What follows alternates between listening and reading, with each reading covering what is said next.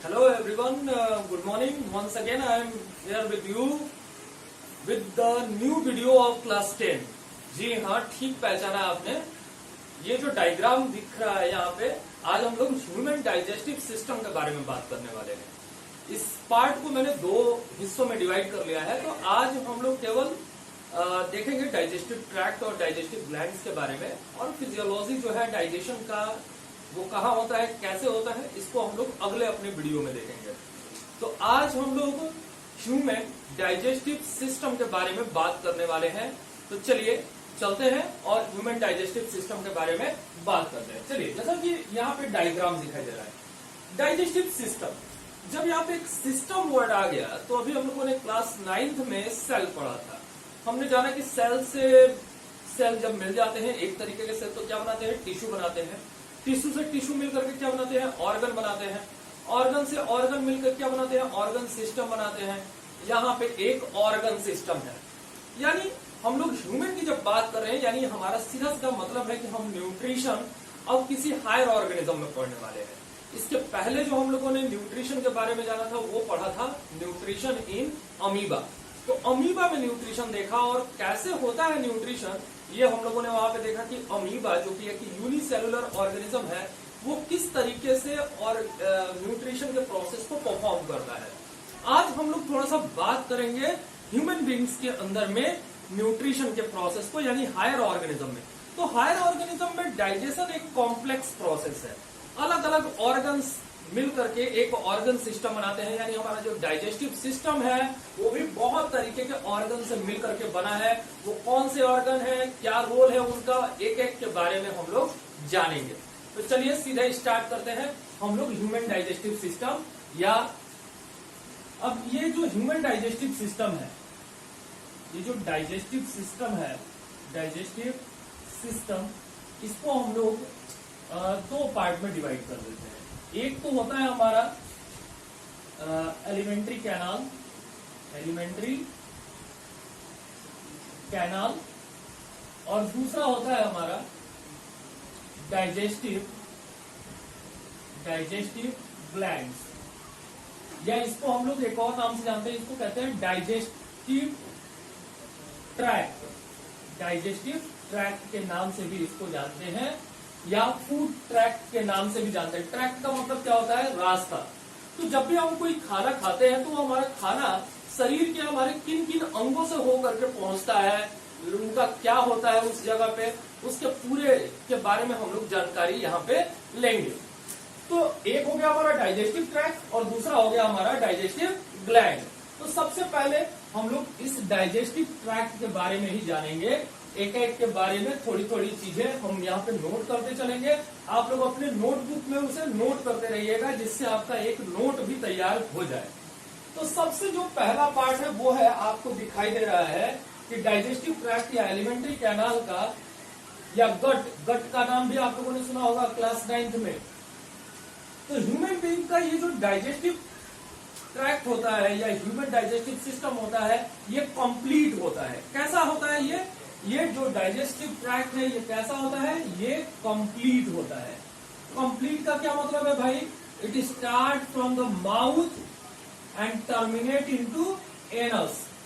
ये माउथ से स्टार्ट होता है और कहाँ खत्म होता है, एनस में। तो इस तरीके के डाइजेस्टिव सिस्टम को हम लोग कहते हैं कंप्लीट डाइजेस्टिव सिस्टम। जब हम लोग प्लेटीहेल्मिन्थेस की बात कर रहे थे, वहां पे फ्लैटवर्म्स के बारे में हम लोगों ने पढ़ा था। तो फ्लैटवर्म में जाना था कि एनस नहीं होता है, तो उसका जो डाइजेस्टिव ट्रैक्ट है वो कैसा होता है, इनकम्प्लीट होता है। यहाँ पे डाइजेस्टिव ट्रैक्ट कैसा है, कंप्लीट है। यानी it start from the mouth and terminate into anus. Mouth से स्टार्ट होता है और एनस में खत्म होता है। तो हम लोग एक एक पार्ट के बारे में धीरे धीरे पढ़ना स्टार्ट करेंगे। सबसे पहले हम लोग देखते हैं माउथ के बारे में। तो माउथ क्या है भाई, माउथ इस डाइजेस्टिव सिस्टम का आउटर मोस्ट पॉइंट है। Opening of tract bounded by two movable lips. ठीक है, कह रहा है कि ये हमारे डाइजेस्टिव ट्रैक्ट का क्या है, ओपनिंग पार्ट है, खुला हुआ हिस्सा है, आगे का हिस्सा है, आप देख भी रहे हो ओपनिंग पार्ट है, ये खुला हुआ हिस्सा है। और इसके ऊपर और नीचे क्या है, दो लिप्स है हमारे, upper lip and lower lip. तो ये जो हमारा माउथ है ये खुलता और बंद होता कैसे, अगर हमने अपने लिप को बंद कर लिया तो माउथ बंद है, और अगर हमने लिप को अपने खोल लिया तो ये हमारा माउथ ओपन हो गया। तो it is bounded by the lip. Open mouth open inside the buccal cavity. Mouth कहाँ खुलता है, अंदर की तरफ खुलता है ये बॉकल कैविटी में। तो दूसरा जो हमारा हिस्सा है वो है बॉकल कैविटी। बॉकल कैविटी, तो बॉकल कैविटी क्या है, part inside the mouth, part inside the mouth. मुंह के अंदर वाला जो हिस्सा है, जो मुंह अगर हम लोग खोल के देखें अपना, तो अंदर का जो हिस्सा है उसे हम लोग कहते हैं बॉकल कैविटी। अब ये जो बॉकल कैविटी है, थोड़ा ध्यान से देखिएगा, इसको हम लोगों ने दो हिस्सों में डिवाइड कर दिया है। एक तो होते हैं हमारे टीथ, एक होता है हमारा टीथ, और दूसरा हिस्सा होता है टंग, टीथ एंड टंग। तो टीथ और टंग ये हमारे बॉकल कैविटी के पार्ट होते हैं। अब टीथ और टंग के बारे में जानेंगे थोड़ा थोड़ा। टीथ दो तरीके के होते हैं, एक होता है मिल्क टीथ, क्या होता है उसको क्या कहते हैं, मिल्क टीथ कहते हैं। और दूसरा जो होता है उसे हम लोग कहते हैं परमानेंट टीथ, क्या कहते हैं, परमानेंट टीथ। तो मिल्क टीथ कब होता है भाई, appear after the birth, it's appear after the birth till the age of 6 years।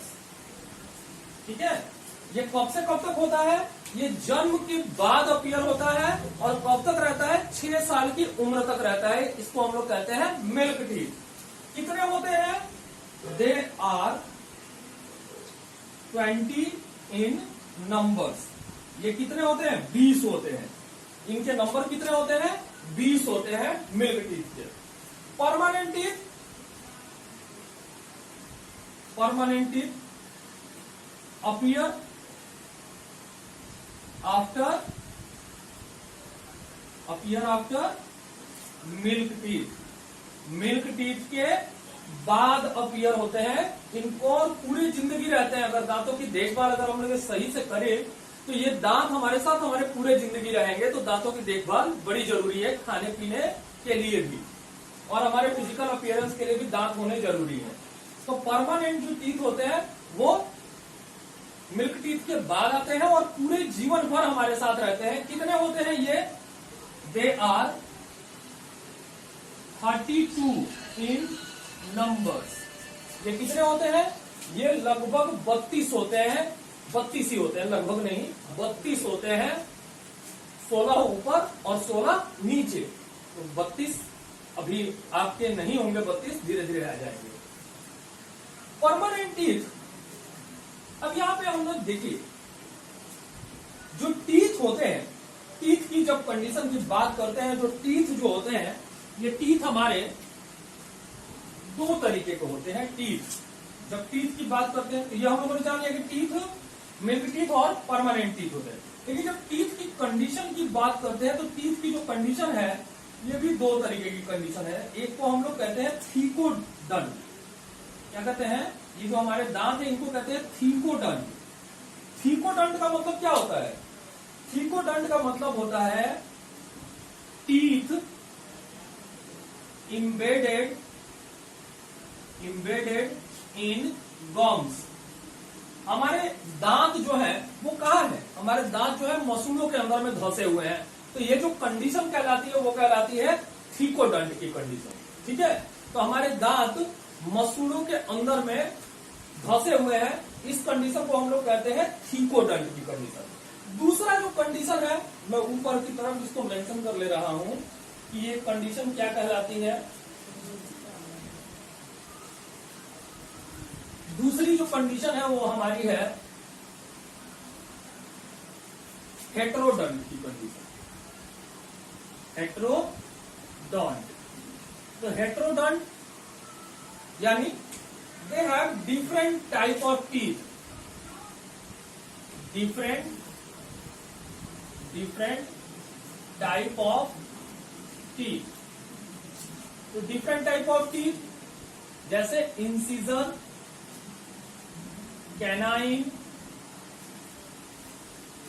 Premolar and molar, ये 4 तरीके के दांत होते हैं। इंसिजर को हम लोग क्या कहते हैं, कटिंग और बाइटिंग के काम में आते हैं। फ्रंट टीथ होते हैं, कटिंग और बाइटिंग के काम में आते हैं। कैनाइन जो है टियरिंग टीथ है, जो साइड में होते हैं, शार्प एज होते हैं, तो कैनाइन टियरिंग टीथ होते हैं। प्रीमोलर एंड मोलर, ये दोनों के दोनों क्रॉसिंग और ग्राइंडिंग के काम में आते हैं। They help in crossing and grinding of food, crossing and grinding of food. ये फूड को अच्छी तरीके से क्रॉस करके उनको चबाने के काम में आते हैं, अच्छी तरीके से उनको क्रॉस कर देते हैं। ठीक है, तो यहाँ पे हमने देखा कि थीकोडोंट और हेटेरोडोंट, ये 2 कंडीशंस हैं जो हमारे टीथ की पाई जाती है। तो हेटेरोडोंट और थीकोडोंट, ये 2 कंडीशंस थी जिनके बारे में हम लोगों ने बात किया। टंग के बारे में बात करें तो टंग कैसा होता है, जल्दी से छोटे से में जान लेते हैं। Muscular,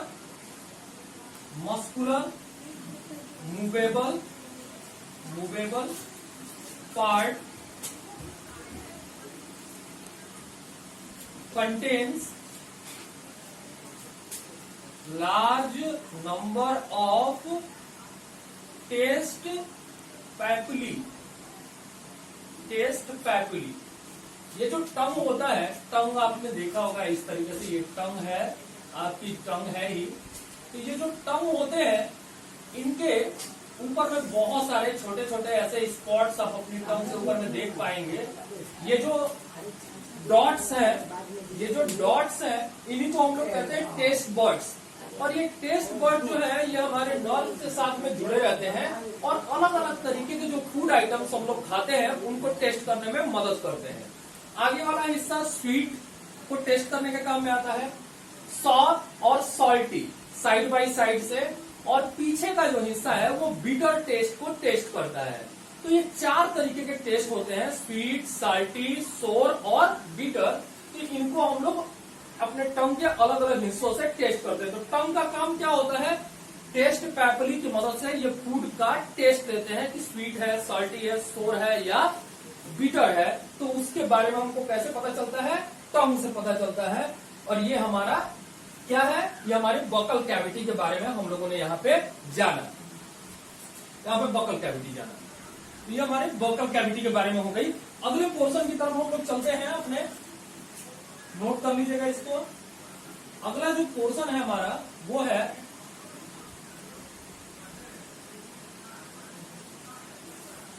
pharynx. जो अगला पोर्शन है वो है हमारा फेरिंग्स। तो फेरिंग्स के बारे में जानते हैं। फेरिंग्स क्या होते हैं, फेरिंग्स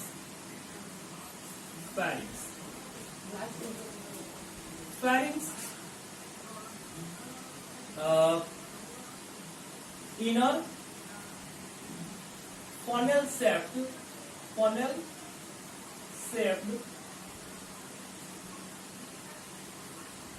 shaped structure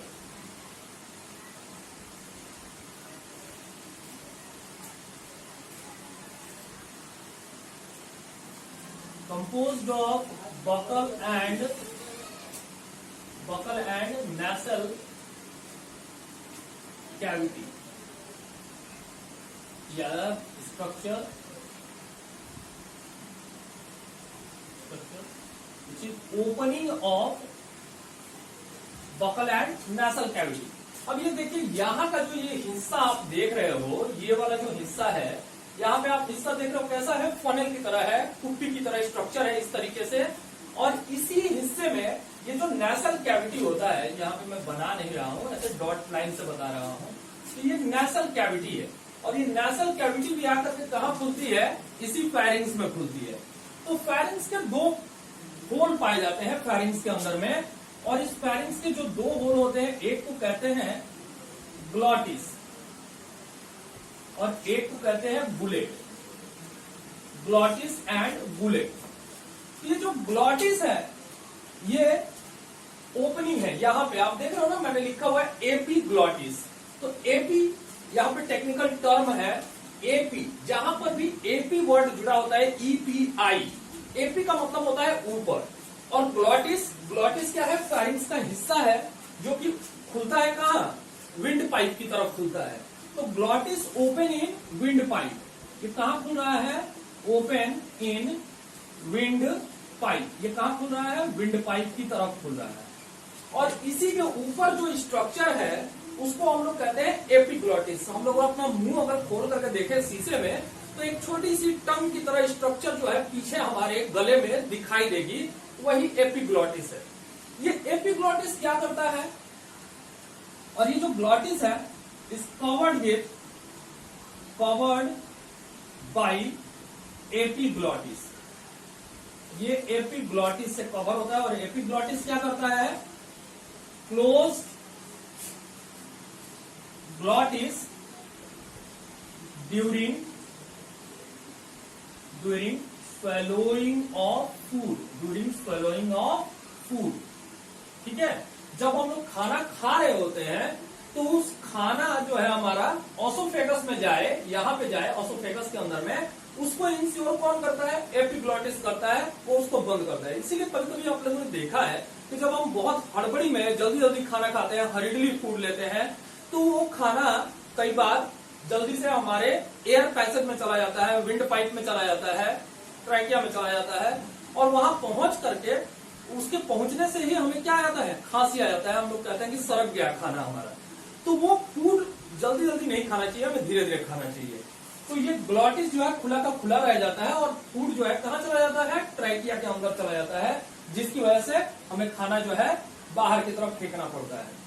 बुलेट क्या है, bullet is the open into oesophagus, open into oesophagus, ये ऑसोफेगस में खुलता है और फूड को कंडक्ट करता है कि खाना कहां जाए, ऑसोफेगस में जाए। तो आपको समझ में आया बुलेट और ग्लॉटिस क्या होते हैं। चलिए, ये फेरिंक्स के पार्ट है। जो हमारा नेक्स्ट पार्ट है वो है हमारा ऑसोफेगस, ऑसोफेगस को हम लोग क्या कहते हैं, इसको हम लोग also known as the food pipe, इसको हम लोग फूड पाइप के नाम से भी जानते हैं। ये कैसा होता है, it is nearly 25 centimetre long, narrow, tubular structure which conduct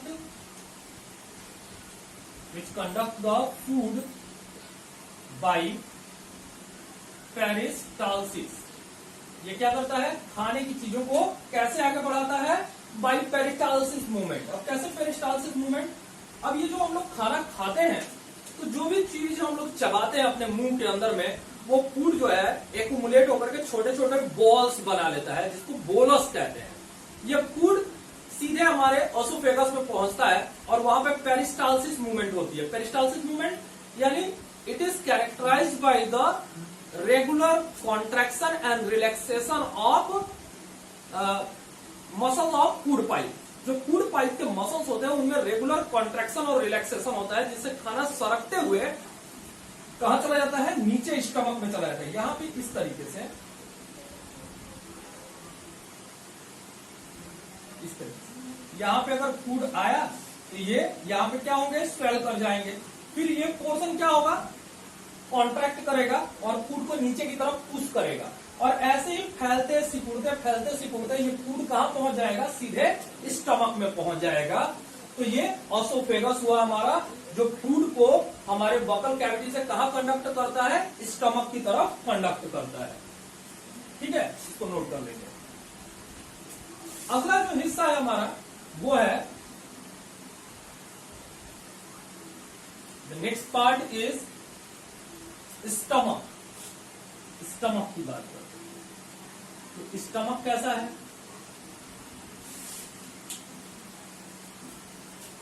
large muscular J-shaped organ present on left upper part of abdomen. Left upper part of abdomen. Large muscular organ है जो हमारे स्टमक के यहाँ पे इस पोर्शन में left upper part, ये abdomen है हमारा पूरा का पूरा, और इस एब्डोमेन के ऊपर वाले पार्ट यानी जहाँ पे हमारी चेस्ट कैविटी होती है, ठीक उसके नीचे ही लेफ्ट साइड में ये स्टमक जो है पाया जाता है। जे शेप्ड ऑर्गन है, इसका स्ट्रक्चर थोड़ा देखें तो ये जे की तरह दिखाई दे रहा है, मस्कुलर है और ऊपर लेफ्ट साइड के अपर पार्ट की तरफ पाया जाता है। इसमें क्या होता है, it help in churning of food and chemical digestion। ये फूड की चर्निंग और केमिकल डाइजेशन में मदद करता है। चर्निंग ऑफ फूड और केमिकल डाइजेशन में मदद करता है। चर्निंग ऑफ फूड का मतलब क्या है? चर्निंग ऑफ फूड यानी जब फूड इसमें जाता है तो इसकी मसल जो है वो चर्न करती है, घूमती रहती है, जिससे फूड को, वो जो बोनस थे उनको एक लिक्विड फॉर्म में कन्वर्ट कर देता है। जब ये लिक्विड फॉर्म में कन्वर्ट हो जाते हैं फूड, तो उसको हम लोग कहते हैं काइन। क्या कहते हैं उसको? काइन कहते हैं। उसके बाद में अलग अलग तरीके के जो इसके मेम्ब्रेन्स हैं, जो म्यूकोसा मेम्ब्रेन है, वो अलग अलग तरीके के एंजाइम्स का सिक्रीशन करती है, और वो एंजाइम उस फूड को जो काइन में कन्वर्ट हो गया है, जो लिक्विफाइड फूड है चर्निंग के बाद, उस फूड को वो धीरे धीरे डाइजेशन यानी केमिकल डाइजेशन के प्रोसेस में ले जाते हैं। कौन ले जाते हैं? जो मेम्ब्रेन से रिलीज होने वाले अलग अलग तरीके के एंजाइम्स हैं। कौन कौन से एंजाइम है और किस तरीके से फूड का डाइजेशन करते हैं, ये जब अगला पोर्शन हम लोग पढ़ेंगे फिजियोलॉजी ऑफ डाइजेशन, तो उसमें जानेंगे हम लोग। तो ये केमिकल, ये फूड की चर्निंग और केमिकल डाइजेशन में मदद करता है। अगला जो हिस्सा है वो है हमारा स्मॉल इंटेस्टाइन। स्मॉल इंटेस्टाइन, तो स्मॉल इंटेस्टाइन, तो small intestine about 6 metre long, it is about 6 meter long, narrow, tubular, highly coiled। अब देख ही रहे हो यहाँ पे ये जो पूरा पोर्शन है नीचे का, ये अंदर का जो दिखाई दे रहा है काफी उलझा हुआ, ये पोर्शन है हमारे स्मॉल इंटेस्टाइन का। तो ये जो स्मॉल इंटेस्टाइन है ये लगभग 6 मीटर लंबी होती है, 21 से 22 फीट इसकी लंबाई होती है लगभग, और ये नैरो होते हैं, ट्यूबुलर होते हैं। नैरो है यानी पतला है, और ट्यूबुलर यानी ट्यूब की तरह स्ट्रक्चर्स हैं, हाईली क्वाइल्ड है यानी काफी उलझे हुए हैं। ये वो पोर्शन है हमारे डाइजेस्टिव सिस्टम का जिसमें डाइजेशन कंप्लीट होता है। इससे पहले थोड़ा सा जानते हैं कि स्मॉल इंटेस्टाइन के 3 पार्ट होते हैं। एक को कहते हैं ड्यूडेनम, एक को कहते हैं जेजुनम, और एक को कहते हैं इलियम। तो ड्यूडेनम जो स्टमक के पास का हिस्सा होता है, it is near the stomach. उसके अगला जो हिस्सा होता है 1 मीटर लॉन्ग, नियरली 1 मीटर लंबा होता है, वो जेजुनम है। और सबसे जो लास्ट वाला पोर्शन है जो लार्ज इंटेस्टाइन के साथ में अटैच होता है, वो होता है इलियम। ये सबसे बड़ा पोर्शन है। तो स्मॉल इंटेस्टाइन के 3 पार्ट, ड्यूडेनम, जेजुनम और इलियम। यहाँ पे क्या होता है? Completion of digestion. ये वो पोर्शन है जहां डाइजेशन का कंप्लीशन होता है, कंप्लीशन ऑफ डाइजेशन। यहाँ पे डाइजेशन जो है वो कंप्लीट होता है। लास्ट जो पोर्शन है हमारा वो है लार्ज इंटेस्टाइन। ये लार्ज इंटेस्टाइन क्या है? कहने को तो नाम है large intestine, but it is shorter than it is shorter than the small intestine. ये स्मॉल इंटेस्टाइन से भी क्या होता है? छोटा होता है। तो ये कैसे होते हैं? शॉर्टर होते हैं, दे आर शॉर्ट वाइडर। एक बात होती है कि चौड़े होते हैं, ये बहुत लंबे नहीं होते हैं लेकिन चौड़े होते हैं। इनकी लंबाई कितनी होती है? They are about 1 metre long. ये भी लगभग 1 मीटर लंबे होते हैं। इनके 2 हिस्से होते हैं, एक को कहते हैं कोलोन और एक को कहते हैं रेक्टम। तो कोलोन और रेक्टम से मिल करके ये बना होता है। तो कोलोन में क्या होता है? जो फूड के अंदर में एक्सेस वाटर होता है, एक्सेस वाटर एब्जॉर्ब, ठीक है।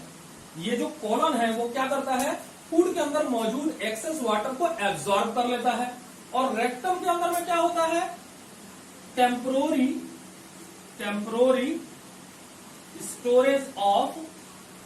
Storage of faeces.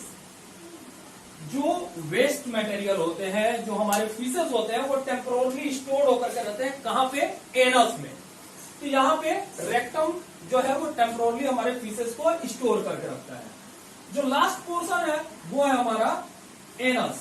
जो लास्ट पोर्शन है वो क्या है? वो है एनस। तो एनस के बारे में जान लेते हैं जल्दी से। एनस क्या करता है? लास्ट पोर्शन है एनस।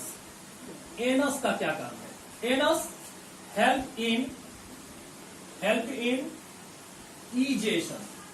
इजेशन का क्या प्रोसेस है भाई? हम लोगों ने जाना था, the process of throwing out the undigested food is known as the egestion. तो इजेशन में जो वेस्ट के रूप में हमारे फूड स्टोर हुए थे रेक्टम में, उसे शरीर से बाहर निकालने का जो प्रोसेस होता है उसे हम लोग कहते हैं इजेशन। और एनस क्या करता है? इजेशन में मदद करता है, ठीक है। तो इजेशन टाइम टू टाइम, तो एनस के थ्रू हम लोग अपने वेस्ट मटेरियल को शरीर के बाहर निकाल देते हैं। ये पूरा पोर्शन जो है हम लोगों ने एलिमेंट्री कैनाल का पढ़ लिया, यहाँ पे समझ लिया। दूसरा पोर्शन था हमारा डाइजेस्टिव ग्लैंड। तो जल्दी से उस डाइजेस्टिव ग्लैंड के बारे में भी बात कर लेते हैं कि डाइजेस्टिव ग्लैंड का क्या रोल है। चलिए ठीक है, तो डाइजेस्टिव ग्लैंड्स के बारे में जानेंगे, कौन कौन से डाइजेस्टिव ग्लैंड है और वो कहां पे पाए जाते हैं। तो एक एक से स्टार्ट करते हैं। सबसे पहला यहाँ पे digestive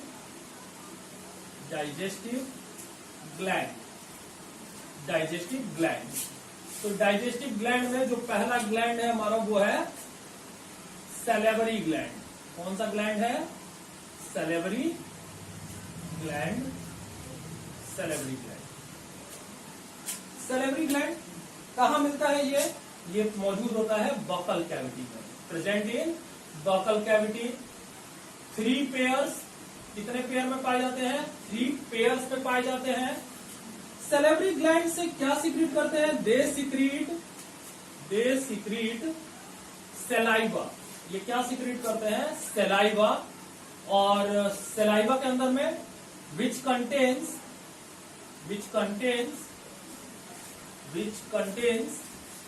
an enzyme called ptyalin और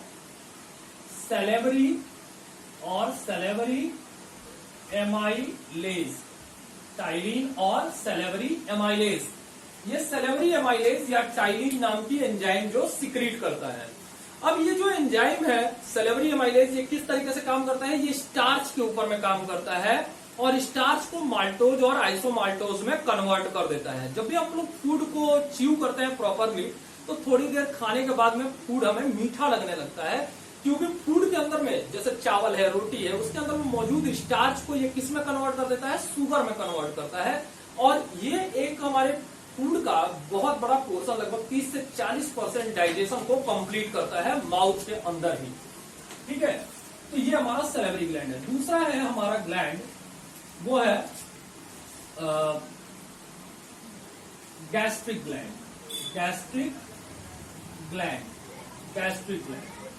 तो गैस्ट्रिक ग्लैंड किसको कहते हैं भाई? द ग्लैंड्स ऑफ स्टमक का अभी हम लोगों ने बात किया था कि स्टमक के जो मेम्ब्रेन्स होती हैं उनसे अलग अलग तरीके के एंजाइम सिक्रीट होते हैं। तो ये गैस्ट्रिक ग्लैंड्स कहां मौजूद होती है? स्टमक में मौजूद होती है। And they secrete A number of enzyme. Stomach में मौजूद होती है in the wall of stomach, ठीक है, स्टमक। इसमें से कुछ है जैसे HCl है, देन लाइपेज है, पेप्सिन है, रेनिन है, ये सब जो है एंजाइम्स जो डाइजेशन में फूड के मदद करती हैं। इनके बारे में जानेंगे किस तरीके से इनका क्या रोल होता है डाइजेशन में, वो फिजियोलॉजी में जब पढ़ेंगे तो जानेंगे। Gastric gland. तीसरा है हमारा लीवर।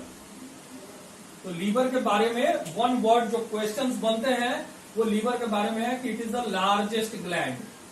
लार्जेस्ट ग्लैंड, हमारे शरीर की जो सबसे बड़ी ग्लैंड है वो कौन है? लीवर है। तो याद रखिएगा, liver is the largest gland of our body.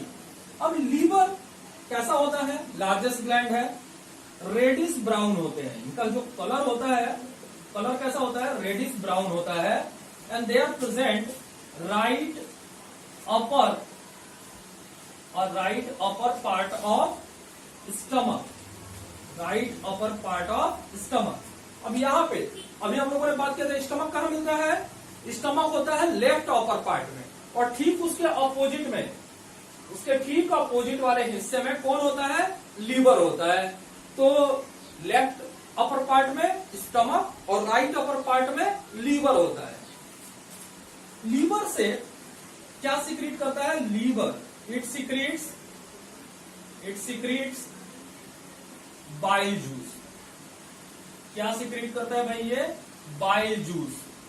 कई बार बड़े इंपॉर्टेंट क्वेश्चंस आते हैं बाइल जूस के ऊपर में, मैं आपको बताऊंगा एग्जाम से रिलेटेड क्वेश्चन कौन से हैं जो बाइल जूस से रिलेटेड है। बने रहिए मेरे साथ में।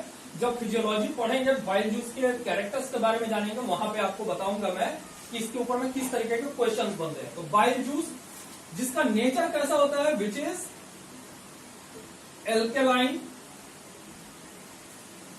इसका नेचर जो है वो एल्केलाइन होता है, यानी बेसिक नेचर होता है इसका, जो फूड के डाइजेशन में मदद करता है और साथ ही साथ ये फूड के मीडियम को भी चेंज करता है।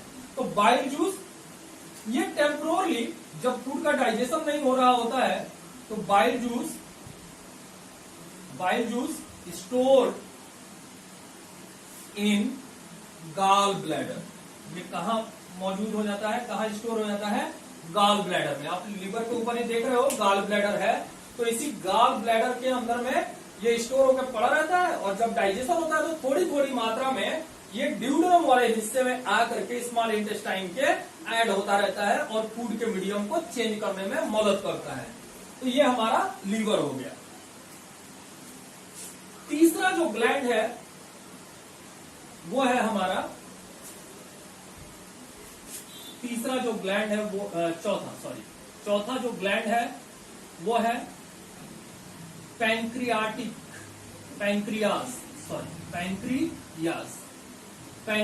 चौथा जो ग्लैंड है पैंक्रियाज।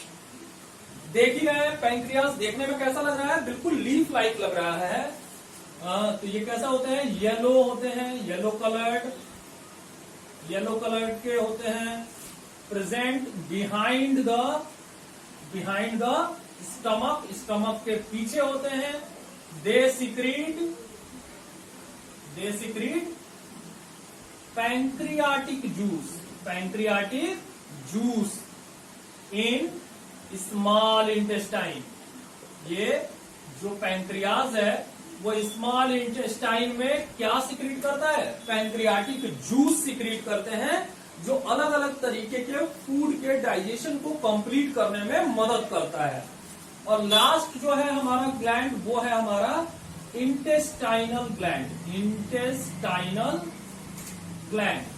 इंटेस्टाइनल ग्लैंड क्या है? तो इंटेस्टाइनल ग्लैंड